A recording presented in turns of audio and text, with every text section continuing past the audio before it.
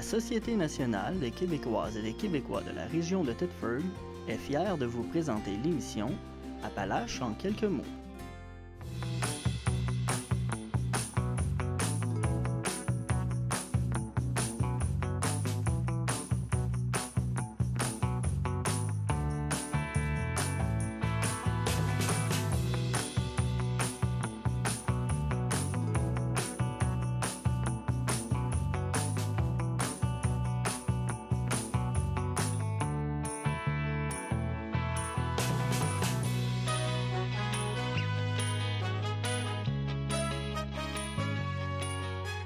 Madame, Monsieur, bienvenue à votre émission d'information Appalaches en quelques mots.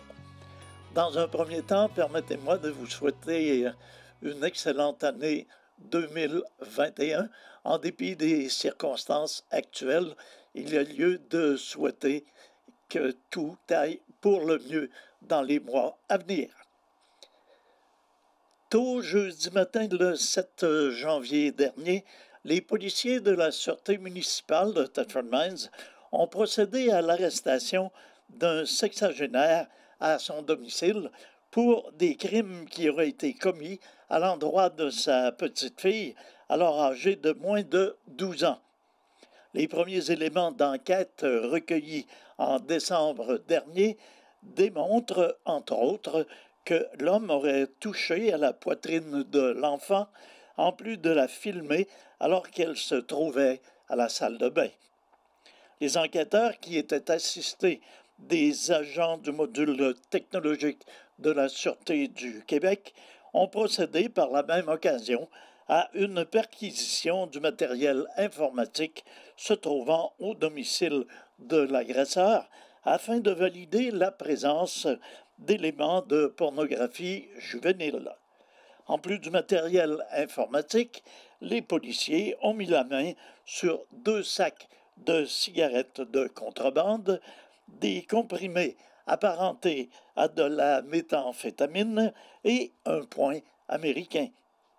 À la suite de son interrogatoire, l'homme a comparu par visioconférence sous des accusations d'attouchement à des fins d'ordre sexuel sur le corps d'une enfant de moins de 16 ans et d'agression sexuelle. À la suite de sa comparution, l'accusé est demeuré détenu et il a été conduit au centre de détention de Québec. Son retour devant le tribunal avait été fixé au mardi le 12 janvier. Une ordonnance de non-publication a été rendue par la Cour. C'est pourquoi le service de police ne pourra émettre d'autres commentaires dans ce dossier pour le moment, dans le but de préserver l'identité de la jeune victime et des autres personnes pouvant être citées dans cette affaire.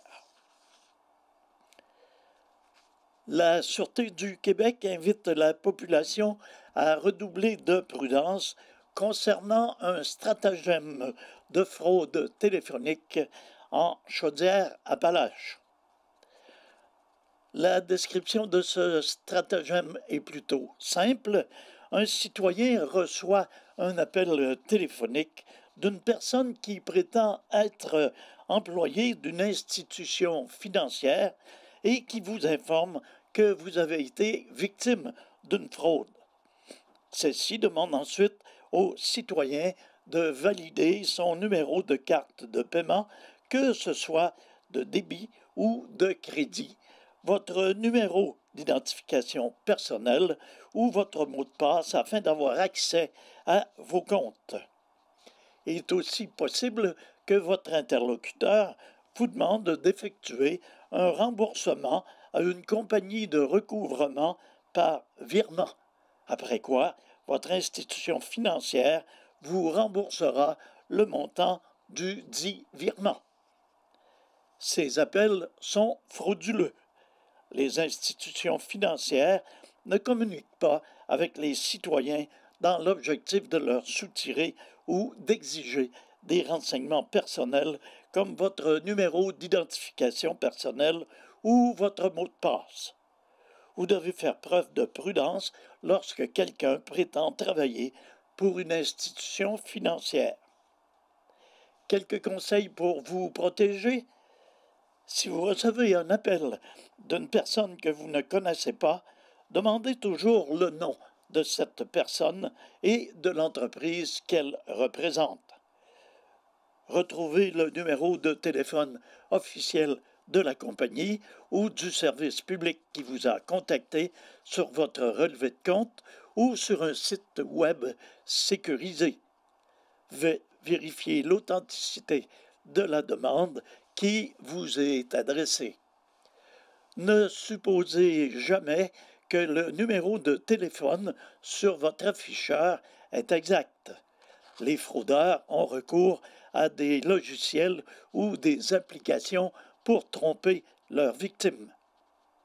Ne donnez pas vos renseignements personnels et vos informations bancaires au téléphone, sauf si c'est vous qui téléphonez et que le numéro provient d'une source sûre. Méfiez-vous si l'on vous demande de payer des frais par courriel, par téléphone, par virement ou par message texte. N'envoyez jamais d'argent à quelqu'un que vous ne connaissez pas et en qui vous n'avez pas confiance. Si vous êtes victime de fraude, nous vous invitons à contacter votre poste de police local ou encore le Centre antifraude du Canada au 1-888-495-8501. Ce site est une excellente référence en matière de fraude. Dans un récent bilan fait dimanche dernier par le CI3S de Chaudière-Appalaches, on mentionne qu'il y a éclosion de cas dans 15 résidences pour personnes âgées dans la région Chaudière-Appalaches. Notamment, il y a éclosion à la résidence privée pour aînés, le Renaissance à Thetford Mines. On y dénombre une quinzaine de cas actifs chez les résidents et moins de 5 cas chez les travailleurs. La direction de l'établissement a pris les mesures appropriées. Tous les résidents ont reçu les informations nécessaires. La direction a d'ailleurs fait le point sur la page Facebook de l'établissement. À noter que ce bilan relève de dimanche dernier. Le cinéma du lac de Disraeli désire vous informer qu'en considération de l'évolution incertaine de la situation au plan sanitaire, la programmation du cinéma du lac est suspendue pour une période indéterminée.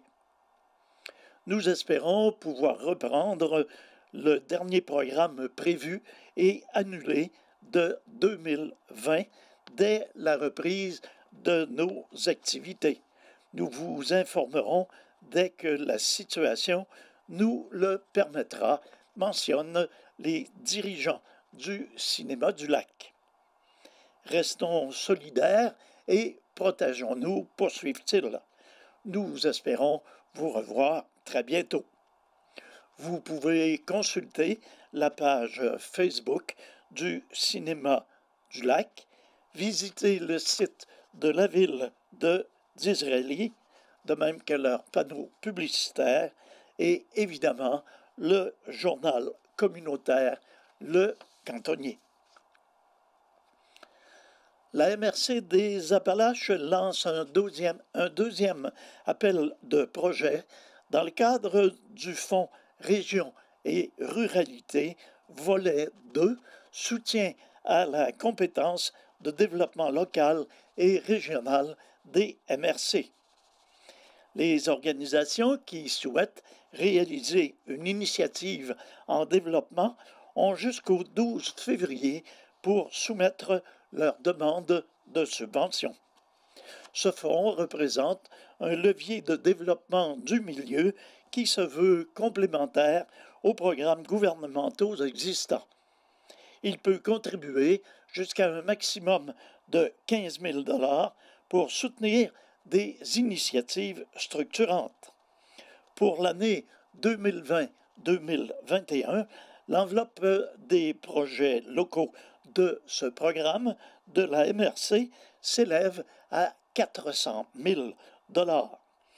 Lors du premier appel, en septembre dernier, la MRC a octroyé 200 000 $ en subvention à 16 organisations de la région. Outre les municipalités, les organismes à but non lucratif et les coopératives sont admissibles au programme d'aide. Les projets structurants soutenus par le fonds en question doivent cadrer dans la vision de développement et les priorités de la MRC, à savoir assurer la rétention de la population et de la main-d'œuvre, favoriser le développement économique, agroalimentaire, culturel, rural et technologique, préserver la qualité de vie et de l'environnement et enfin assurer l'accessibilité aux services de santé, d'éducation et de transport collectif.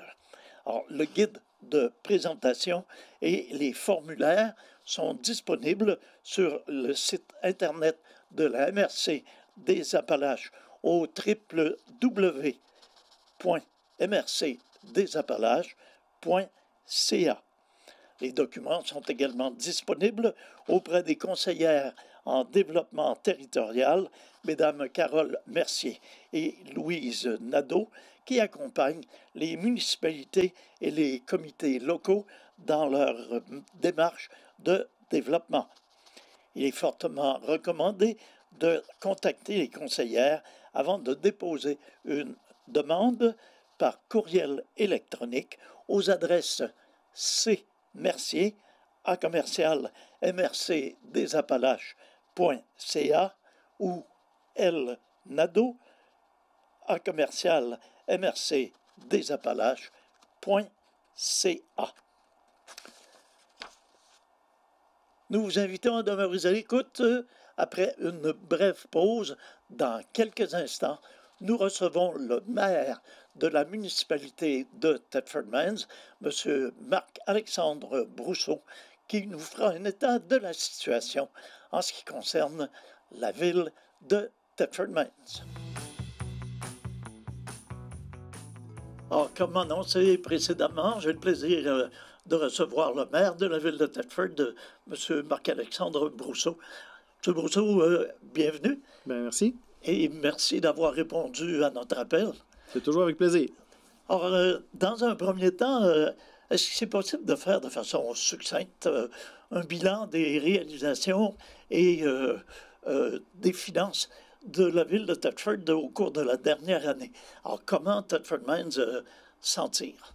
Bien, en fait, d'un point de vue financier, c'est sûr qu'on a eu une annonce récemment du gouvernement comme de quoi il allait nous aider financièrement par rapport aux dépenses reliées à la COVID, ce qui était vraiment souhaitable. On voit que le gouvernement a aidé beaucoup de monde, mais les municipalités aussi ont toutes sortes de dépenses et de pertes de revenus, en fait. Donc, c'est extrêmement important, cette aide financière-là qui est annoncée. Évidemment, c'est difficile en plein milieu du chemin de dire est-ce que ça va être suffisant, est-ce que ça va tout compenser. On pense que ça devrait en compenser une très, très bonne partie de nos manques financiers. Alors, ça, c'est une bonne nouvelle. C'est sûr que d'un point de vue financier, sinon les finances de la ville continuent de bien se porter.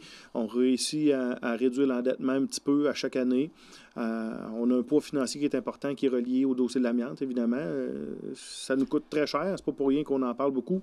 Ça nous coûte quelques millions de dollars par année pris dans les poches de nos contribuables, cette histoire-là, qu'on espère qu'il va se terminer bientôt. Mais sinon, d'un point de vue financier, ça va relativement bien. On réussit à faire les projets qu'on peut. C'est sûr qu'on tient compte de la capacité de payer de nos citoyens. Mais au total, je pense que ça se passe bien. Donc, on peut s'attendre à ce que l'année financière 2020 se conclue avec des résultats satisfaisants. Oui, ben en fait, en raison de l'aide financière, on peut penser que l'impact de la COVID va être relativement bien annulé. Donc, on ne pense pas avoir de très grandes surprises négatives à cet effet-là. Quels sont les principaux défis qui attendent les élus municipaux pour la prochaine année, compte tenu toujours des circonstances? Bien, en fait, c'est sûr que dans les circonstances actuelles, ce qu'on souhaite toujours, c'est chercher à offrir le meilleur service aux citoyens possible en fonction des règles qui sont mouvantes. c'est le moins qu'on puisse dire. Donc, on a nos équipes à la ville qui travaillent très, très fort pour chercher à se réinventer puis offrir le meilleur service possible aux citoyens. Donc, c'est sûr que ça prend un peu de compréhension aussi de la population parce qu'il y a bien des choses qu'on aimerait faire puis que c'est pas possible de faire. Il y a des choses qu'on tente de faire puis qu'on se fait dire qu'on peut pas. Alors, c'est beaucoup de travail de notre monde. Sinon, dans les défis de la prochaine année, c'est sûr que le dossier de l'amiante continue de nous occuper de façon très importante. Là, on est en démarche pour tenter d'influencer le gouvernement dans les décisions qu'il va prendre suite au bureau d'audience publique en environnement. Je le disais tout à l'heure, c'est des millions. Ça nous coûte des millions de dollars à chaque année pour appliquer des normes qui sont futiles, qui sont inventées sur le coin d'une table parce qu'il n'y en avait pas réellement. Ça nous coûte très, très cher. Donc, ça, on a hâte de suivre ça. Sinon, au niveau des défis, ben, en fait, c'est les défis d'une belle grande ville où est-ce qu'on cherche à offrir le meilleur service aux citoyens.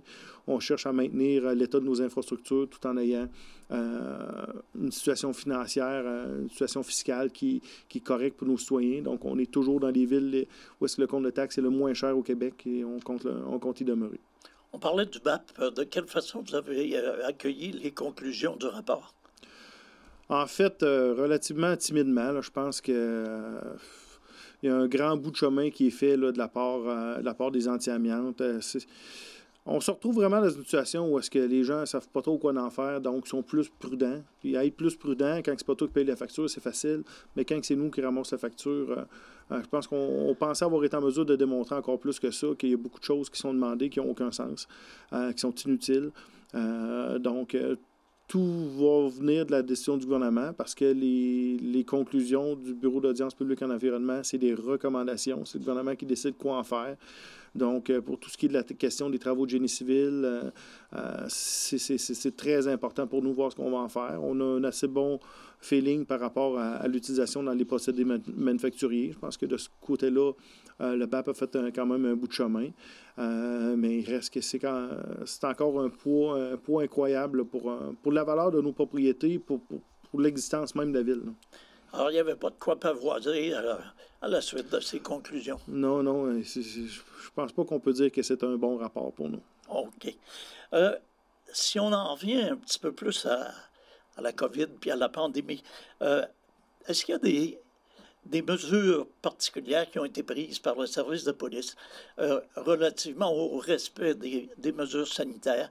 Puis je pense entre autres au couvre-feu qui s'est ajouté aux autres. Bien, en fait, c'est peut-être une bonne occasion de rappeler que dans notre système politique, dans notre système judiciaire, bien, il y a une séparation entre le politique et le système policier. Donc, si les gens pensent que c'est le maire ou le conseil municipal qui dit à la police quoi faire, ben, je pense que c'est le moment de dire que non. En fait, toutes les directives que notre service de police reçoit, il les reçoit du ministère de la Sécurité publique, qui, elle, les reçoit de la part du gouvernement. Donc, dans le détail, comment le service de police choisit d'agir, je ne suis pas la meilleure personne pour y répondre, mais c'est sûr que ce que vous entendez de la part du gouvernement, c'est nécessairement ce qui est demandé à notre service de police. Donc, c'est pas pour rien que les gens le demandent. Alors, s'il vous plaît, il faut respecter les consignes qui sont édictées par le gouvernement. C'est pas juste ça qui va faire en sorte que ça va mieux aller. C'est un ensemble de mesures qui vont faire en sorte de réduire les risques. Puis quand on réduit les risques, on finit par avoir des résultats. Mais présentement, c'est clair qu'il faut que la population comprenne qu'il faut davantage suivre les mesures qui sont demandées. Et les échos que vous avez de ce côté-là, la population répond bien? Moi, je pense que c'est un peu pareil comme partout. La très grande majorité des gens répondent bien. Il y en a quelques-uns qui cherchent à braver le système, si on veut, là, puis ben, ils vivront avec les conséquences, là, parce qu'en fait, d'aller promener son chien, oui, le gouvernement le permet. Il faut comprendre que le gouvernement le permet principalement pour les gens qui sont en bloc appartement et qui n'ont pas d'autre place à aller. Donc, oui, allez-y, mais faut pas faire n'importe quoi. Il ne faut pas aller promener son chien en voiture. Là. Au niveau des services municipaux, dans un premier temps, est-ce que l'hôtel de ville est fermé? Est-ce qu'il se fait du télétravail? Ça fonctionne comment? Bien, en fait, presque tous nos employés sont en télétravail, sauf évidemment les employés col bleu, parce qu'on ne répare pas une nid de poule en télétravail, évidemment. Mais tous nos employés de bureau, pour la grande majorité, sont en télétravail. Évidemment, la ville n'est pas complètement numérisée, donc on a besoin d'avoir quand même des employés qui assurent un service directement dans nos bâtiments pour être en mesure de répondre à certaines urgences et aussi avoir accès aux documents, entre autres, pour pouvoir les fournir pour les autres employés qui sont en télétravail. Donc, mais une grande majorité de nos employés sont en télétravail, mais je vous dirais que nos services sont tous accessibles. Il y a beaucoup de personnes qui avaient l'habitude de venir quérir ces services-là directement en personne, mais la réalité, c'est qu'on peut pas mal tout faire à distance, soit par téléphone, puis si les gens ne sont pas habitués aussi, ça peut être par Internet. Si les gens ne sont pas habitués, ils peuvent nous appeler puis qu'on les aide à se guider dans les démarches à faire. Puis quand c'est des paiements qui sont à faire, ça peut être par l'institution financière ou directement par chèque, ou on a même une boîte postale, un casier postal à l'avant de l'hôtel de ville. Donc, il y a plein de choses qui peuvent être faites. Si les gens ne sont pas certains, ils nous appellent puis on les accompagne pour voir de quelle façon ils peuvent s'y prendre. On parlait de paiement, ça m'amène à parler du compte de taxes. Vous avez évidemment limité le compte de taxes à sa plus simple expression, mais est-ce qu'il y aura des délais permis comme l'an dernier pour régler le compte de taxes? Bien, la question ne s'est pas posée encore. Évidemment, on regarde toujours les choses aller. L'année passée, quand on a pris cette mesure-là, il faut se souvenir qu'il y avait un arrêt complet de l'économie. Donc, c'est sûr qu'il y a encore beaucoup plus de gens qui étaient tombés complètement sans emploi. Les mesures n'avaient pas été mises en place encore par les gouvernements pour venir aider. Cette année, est-ce que ça sera approprié? On se posera la question. Mais c'est sûr qu'il faut comprendre que ça coûte de l'argent aussi à la ville. Là. Donc, à partir de quand on fait ça, c'est parce qu'éventuellement, on va vous demander plus d'argent parce qu'on évaluait l'année passée environ une centaine de milliers de dollars le coût pour la ville d'avoir reporté les échéances des comptes de taxes. Donc, nous, l'argent, on ne l'invente pas, on le demande aux citoyens. Donc, chaque décision qu'on prend, on essaie de la prendre pour que ça coûte le moins cher possible aux citoyens. Si on juge que c'est une nécessité, on se reposera la question. Mais il faut comprendre quand même qu'il y a beaucoup moins de monde présentement qui sont affectés. Il y a quand même plusieurs mesures gouvernementales qui sont en place, ce qui n'était pas le cas nécessairement au mois de mars l'année dernière. OK. Mais c'est quand même une discussion qui va avoir lieu au sein des élus. Bien, présentement, elle n'était pas à l'agenda, mais nous, comme on suit toujours l'évolution de la situation, si on le juge nécessaire, on pourra en discuter. Dossier de l'éclairage, c'est pas nécessairement là, très important dans le contexte, mais c'est quand même un dossier important au niveau de la ville. On en est où? Bien, en fait, c'est un dossier important, puis c'est quand même un dossier assez coûteux. C'est un assez gros montant d'argent. En fait, il y a un site Internet où est-ce que les gens peuvent aller suivre l'évolution de l'éclairage. Éventuellement, on pourra peut-être le faire savoir directement par les outils de la ville. Là, parce qu'il y a un temps, quand on a commencé, on était plus dans le quartier Saint-Maurice, Rivière-Blanche, là, dans ces secteurs-là. Maintenant, comment ça se passe? On voit qu'on a quand même un éclairage qui est intéressant, qui est différent de ce qu'on a connu. Mais ce qu'il faut comprendre aussi, parce qu'on a quand même certains commentaires de gens qui trouvent que ça éclaire trop, il faut comprendre que quand on aura bien déployé tout ça, c'est un éclairage intelligent qu'on installe, donc on va être en mesure de faire la gradation de l'éclairage. Donc, si on juge que c'est trop éclairé, ça va être possible à distance de modifier l'éclairage. Mais c'est sûr qu'on se souvient qu'on fait ça, entre autres, là, pour utiliser moins d'énergie. Ça va coûter moins cher d'entretien parce que c'est beaucoup plus facile, c'est plus durable. Puis, l'objectif, c'est pas toujours aller avec une nacelle, changer une ampoule. Là. On veut utiliser nos ressources de façon différente. Et il y a, au total, il y a quand même une économie importante à la ville qui va finir par se dessiner après quelques années. Là. Il nous reste un petit peu moins d'une minute. Je m'en voudrais de vous laisser aller sans vous demander, à titre d'élu, votre réaction quant aux récents événements qui ont eu lieu au Capitole à Washington. Je pense que vous avez déjà réagi par écrit. Oui, effectivement, j'ai fait une publication Facebook. Ça m'a pris un peu de temps à réagir parce que je voulais... On vient embêter à savoir si on ne réagit pas, mais c'était trop gros. Puis en fait, si je résume en quelques mots, je pense que ce qu'il faut comprendre, c'est que lorsqu'on est un élu, la charge qu'on occupe est au-dessus de nous. Il faut être respectueux de cette charge-là et il faut s'assurer que du respect de la démocratie, du respect de la voix de chacun des membres de notre population. C'est vraiment au-delà de tout ce qui nous occupe personnellement. Il faut mettre la charge qu'on occupe au-dessus de tout. C'est pas ce qui se passe présentement avec la personne qui occupe le siège pour le moins longtemps possible, s'il vous plaît. Il nous reste 40 secondes. Le temps d'adresser vos vœux à la population? Bien, pourquoi pas? Parce que c'est important. Écoutez, on a un début d'année 2021 qui ressemble beaucoup trop à 2020. Mais en même temps, on a une population qui s'est serré les coudes au cours de la dernière année. C'est important de continuer à le faire. On a des membres de la population qui souffrent peut-être plus que d'autres de la situation qu'on connaît aujourd'hui. Alors, c'est le temps de faire preuve d'une grande solidarité. Une grande solidarité envers les personnes qui sont seules, envers les personnes qui vivent certains problèmes, envers nos entreprises, nos commerçants, qui ont plus que jamais besoin que notre argent tourne chez nous, qu'on dépense chez nous. C'est pas facile pour eux. Alors, s'il vous plaît, souvenez-vous d'eux maintenant quand c'est possible et par la suite, lorsque tout le monde pourra réouvrir. Ils ont grandement besoin de notre support au cours de la prochaine année. Mais sinon, à tout le monde, on vous souhaite une superbe année 2021. Dès que tout va se replacer, pour l'instant, on vous en souhaite une bonne. Alors, M. le maire, merci infiniment de vos souhaits et de votre présence. Ça m'a fait plaisir. Alors, quant à vous, on vous remercie d'avoir été des nôtres. C'est déjà tout pour cette semaine. On vous invite à être avec nous la semaine prochaine pour une autre émission semblable. Demeurez à l'écoute, notre programmation se poursuit. À tous et à toutes, une excellente santé. Prenez soin de vous, prenez soin des vôtres.